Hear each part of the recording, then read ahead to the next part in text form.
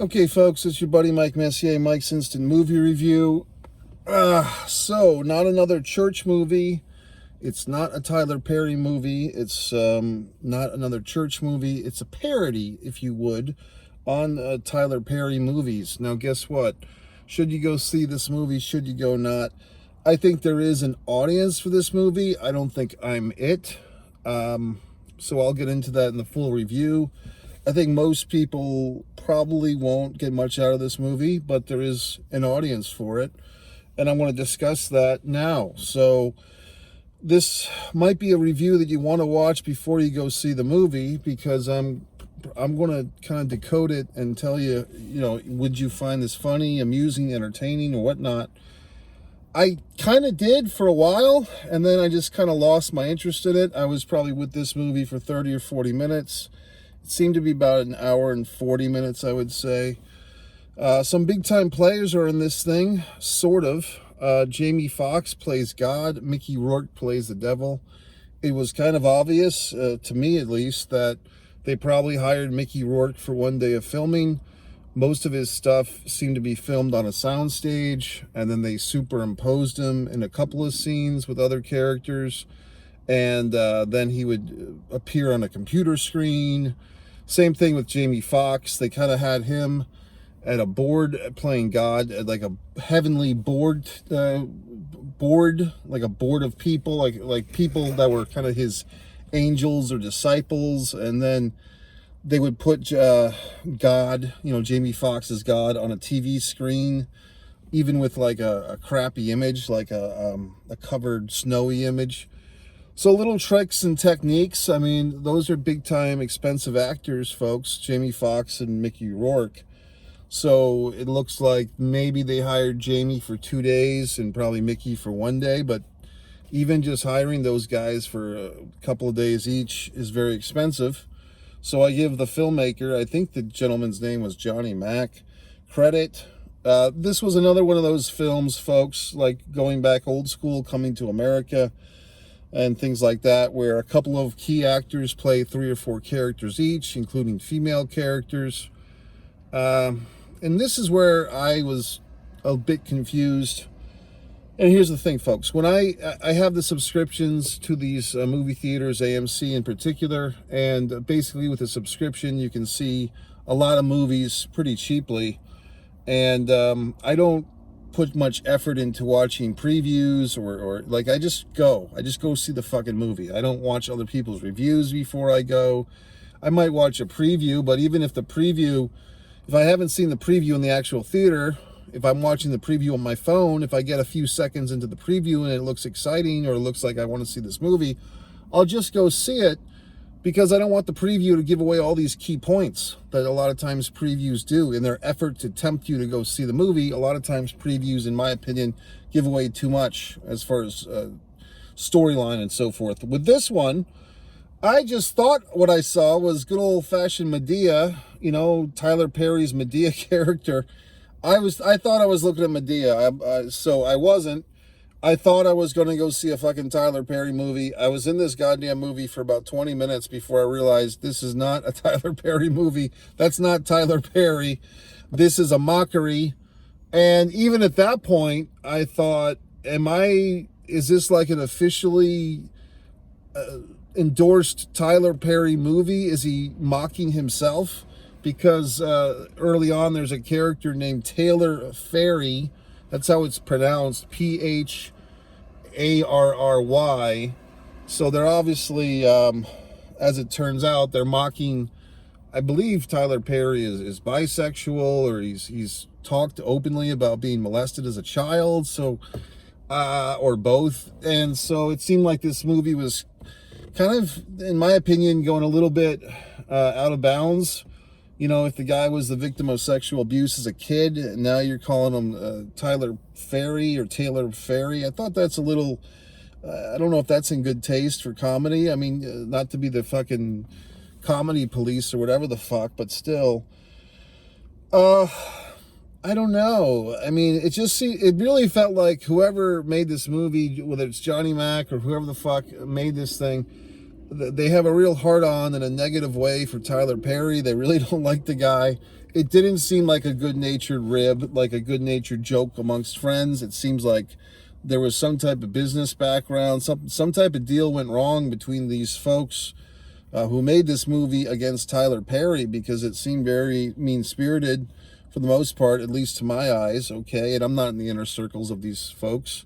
Kind of wondering, in some regard, I can understand Mickey Rourke doing this thing for the paycheck. I'm a little surprised that Jamie Foxx was in this movie, to be honest with you, because it kind of seems like slumming for Jamie Foxx, quite frankly. What else? The camera work was atrocious at times in this movie.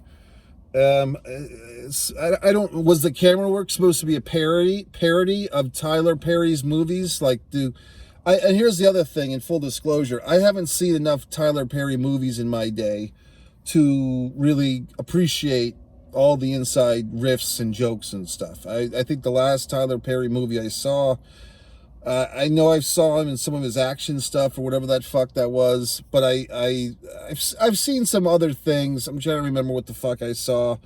The guy fucking a wife, fucking some other chick or whatever the fuck, fucking a white woman and not his wife. I think I saw that one, whatever that was called. That'd be a good title, fucking a white woman and not my wife.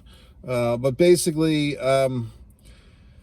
Madea goes to jail. I think there's been two of those, 2 or 3. And I think I saw the first one, and I was shocked and amused that he put Rudy as a fucking prostitute. I was like, what the fuck? That's Rudy, and like Rudy was all grown up and all sexualized and being a whore. And I was so shocked. So, but that's 20 fucking years ago. So here with this movie, there's a lot of references to Tyler Perry movies, obviously. Some even I could get with my limited knowledge of the Tyler Perry universe or whatever the fuck. But the ones that I got, I don't know if they were just funny or just references. You know what I mean? Like there was a lot of references to, we do all these movies are going to be in jail. Okay. Here's the problem. You ready? Tyler Perry movies, I guess at least the Madea ones, are kind of parodies in the first place. Like Madea, in my interpretation, is Tyler Perry kind of mocking, the big Southern grandma lady who cooks all the fucking brownies and chicken and makes everybody happy and has the sweet potato pie at the fucking picnic, but then she's talking shit about the whole family. So Madea is like a parody of the culture, as they say, okay? So now you have this guy, Johnny Mack or whoever the fuck, is basically doing a parody of a parody. Like Madea itself is a parody character, and you're making a parody of a parody. So that's why a simpleton God damn it, I'm no fucking simpleton, but someone with limited knowledge of this world, myself, seeing the fucking image of what they called my dude, not my Dia, but my dude, that's his, parody version of Madea. I just thought it was fucking Madea because it just looked like Madea to me. What the fuck do I know? But the point is, you're doing a parody of a parody. Well, guess what? Parodies in themselves are typically not funny. Like, they're really not. You have to have all this goddamn inside knowledge of the original source material. Then you have a parody. Well, now, my dude is a parody of a parody. So the source of knowledge, or the source of truth, or whatever the fuck, is now 2 steps removed at least, because we're going from the real Southern black lady making the fucking pies and everything and making everybody happy and comfortable and being overbearing and all that shit. Now we're removing that to Madea, which is a parody, and now we have Madude, who's a parody of a parody. So it's like, asshole, this doesn't work. You know what I mean? Like, it's a funny riff if you're sitting around with your friends and goofing around and we should make a movie called, Madude instead of Madea. Like, funny for 5 minutes, but to stretch that out into an hour and 45 goddamned minutes, no, you don't do that. Well, you do, because obviously it's here. But I don't know. It just seemed like a waste of resources. And to me, you ready? if you've got the time and energy to parody somebody else's fucking work or somebody else's efforts into humanity, then do you have the ability and the talent to make your own statement? Apparently not. You know what I mean? There's just so much shit in this movie. God, this was the worst. This is kind of maybe where I tapped out on this movie. There's this scene. There's this fucking kid. He's got a mom who looks like she's about 10 years older than him. And I was that a joke? I guess that was the joke. Like the mom is a young slut mom or whatever the fuck. And then the kid's just sitting there on this vehicle and he's talking to one of these other characters that's played by the same guy. There's like this one guy's playing three people. So they're sitting there, in the alleyway. And then this random guy who's wearing like a security outfit or a cop outfit comes up and they're like, hey, who are you? And he's like, well, I'm your father. And he's like, but I'm 18 years old. I've never met you before. Well, okay, son, do you have $20? Ooh, this is biting stuff, I guess. But then they have like a fucking shootout and a slow motion gun. And I caught this one. This was a riff of the end of Boys in the Hood, okay? And then the character, like somebody gets shot, and then the character goes, Ricky! And he goes, oh, wrong movie, Mikey! And then it's like, movies, even parodies, folks, if you have to stop the action and the flow of your movie to announce that you're making a joke, you've lost. You've lost. It's not funny. You've been defeated, okay? So, I don't know. I just, like I said, is there an audience for this movie? Sure. I mean, people, basically this is the audience. It's like, if you've watched every fucking Tyler Perry movie, but you've hated them, or for some reason you watch all the Tyler Perry movies, but you hate his guts, or you think he's a loser, or whatever the fuck you think, then you'd probably like this movie. Because this is a movie for informed Tyler Perry fans that hate his ass. They hate him. That's the target audience. I don't know if enough folks are going to go see this thing to justify making the movie. I mean, to me, it's just frustrating. As you know, I'm a wonderful award-winning screenwriter. I have plenty of goddamn scripts that are better than this hunk of shit that should be being made, but they're not. So whatever the fuck. So I give this asshole credit for making his movie. Another goddamn thing, I was kind of losing my mind in this thing. Some things were making me laugh. There was one other person in the theater, he was laughing a lot. So like I said, he's probably a guy who knows all this shit. So then I fucking put on my phone. I'm like, I need to know what's going on with this thing. I need some research. What am I watching here? And that's when I get, like, oh, this is, even on the website, it says this is not a Tyler Perry movie. They're claiming on the website, this is the next great parody movie. No, assholes. That's for other people to determine. Other people will tell you if you've made the newest great parody movie. Not you. The title, it's a riff of, I think, the late 90s, Not Another Church movie. Was it Not Another Scary Movie? Was that it? Or not another teen movie or whatever the fuck. You know what I mean? So the parody movies, that whole thing has kind of come and gone. You know what I mean? Like there was a time, well, you had Scream, but then you had like Scary Movie, the Wayans brothers, and they had like two good ones, and they all went to shit, okay? I remember in my movie-going days, I believe it was actually Scary Movie 4. I mean, I think it went that far. And I started to watch the movie, and then I was like, this movie just sucks. And I went to the box office, and I said, hey, can I have my money back? And they said, what do you mean? I said, this movie's just really bad. And they gave me the money back. And I left the theater because there was nothing else playing at the time. Like the girl even said, well, do you want to see something else? And there was nothing playing at that time. So for the first and only time in my life, Scary Movie 4, I asked for my money back and I received it because the goddamn movie was so atrocious. So my point is, these parody movies are hard to make, because you're trusting that the audience gives a flying shit as much as you do about the movies you're making fun of. That's why I said, that there's probably some audience for this thing, because there probably are people, just like there's smart wrestling fans, people who watch wrestling but hate what they're watching, or they're smart Star Wars fans, or they're smart DC and Marvel comic universe fans. They watch all the movies, they hate them, you know, they analyze them, they get all worked up about them, and of course, if every asshole who had an opinion was making movies, there'd be a lot of assholes making movies, okay? So, but for me, it's just like, I don't know. I just see this lack of resources. Oh yeah, let me get back to the camera work. Unless this was supposed to be some fucking parody or insult towards the Tyler Perry camera work, I thought it was just a thing when like one actor was playing a dude and then the regular version, and he's kind of in the same shot. Then you have like all these over the shoulder shots and really tight close-ups on the back of the head. But then that just became like the norm. Like there was plenty of scenes where my dude was walking around and the other, you know, the other character played by the same actor wasn't in the same shot, and they're just having like the shot from behind, so you see the back of my dude's head.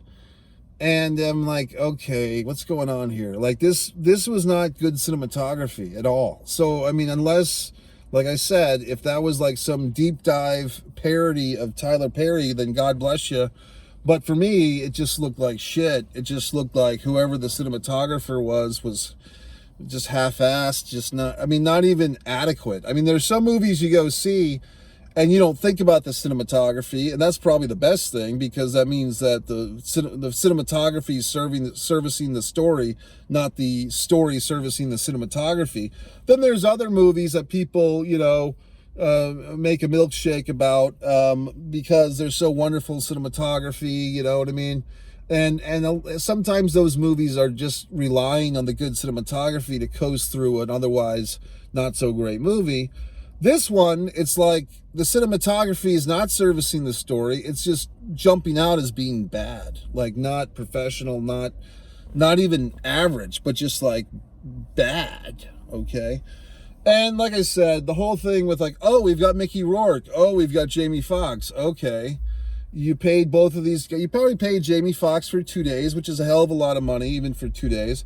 And probably Mickey Rourke you paid for a day.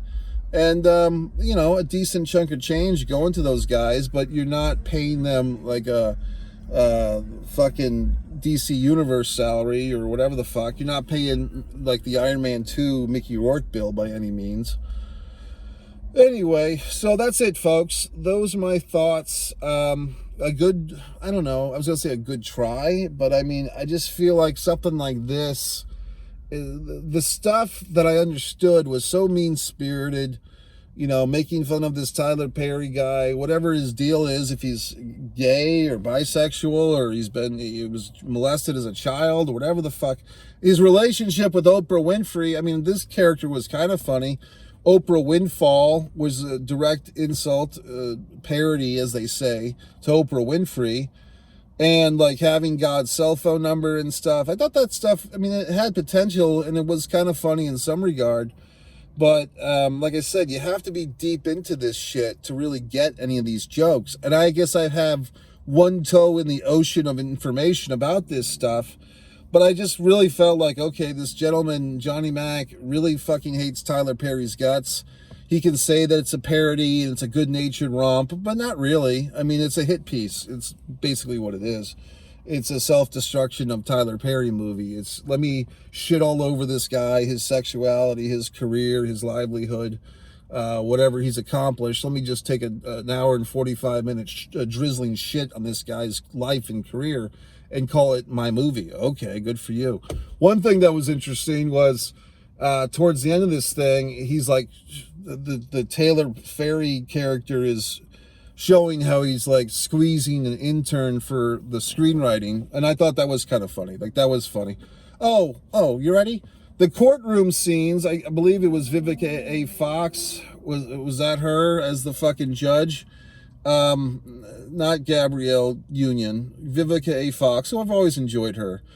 But obviously all those courtroom scenes were filmed in one day, which is fine. The typing person, whatever the fuck, I think she was wearing the same outfit for both, or like 2 or 3, you know, courtroom scenes.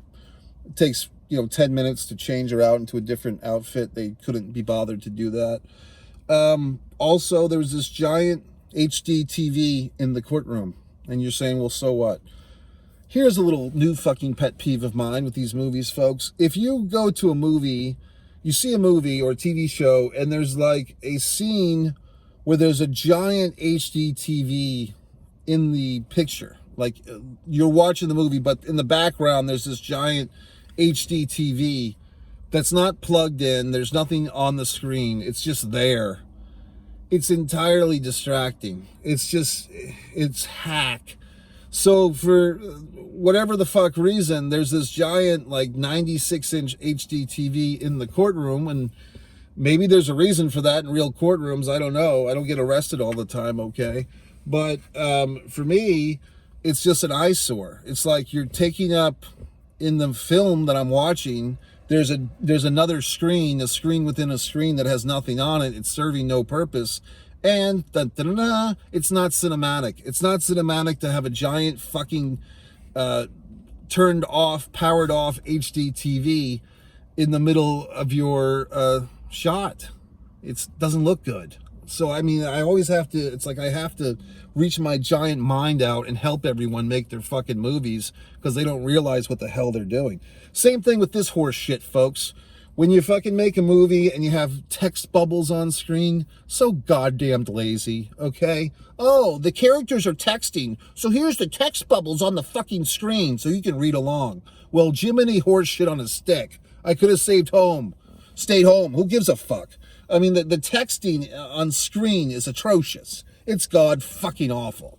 So I don't know what to tell you. Actually, I don't think this movie did a whole lot of that I remember. But just the HD TV fucking thing, it's god awful. It really is. Oh, for Christ's sakes. So I don't know. I mean, I don't know. I really don't. I mean, just the Mickey Rourke character just magically superimposed into the fucking men's room scene. It's like, okay. You know, it just reeked of like cost cutting and laziness and horse shit and inside jokes that no one's going to give a fuck about. And whenever you make all these fucking pop culture jokes, oh, I'm making a reference to Kim Kardashian. Well, who gives a fucking 5 years? Well, I mean, in her case, she's been around forever, but other things like, you know, pop culture jokes, they don't stick to the wall, okay? Because pop culture changes so goddamn often. There was a reference in this thing to Oprah Winfrey. You get a car, you get a car, you get a car. Is it funny now? I mean, that was 10 years ago. This is 2024. When did that thing happen? 2014, 2015. So if this movie had come out then, it might have been funny 8 or 9 years ago. But now it's just horse shit. Okay? Mike Messier, go to my goddamn website, MikeMessier.com, scroll to the bottom, stand me on social. Gee whiz, Mike, you're such a critic of everything. Some of these asshole commenters have these asshole comments. Well, don't you just go to a movie and like it? Do you have to have an opinion? Like some asshole wrote that. Do you have to have an opinion? Okay, shit for brains. I mean, that's the whole point of Mike's Instant Movie fucking review, is my goddamned opinion, you shithead. So, I mean, I try to educate people, and people get upset because they don't want someone educated to educate them. But I'm trying to help the masses, assholes. Okay, MikeMessier.com. Buy all my books. Do everything I say. Goodbye.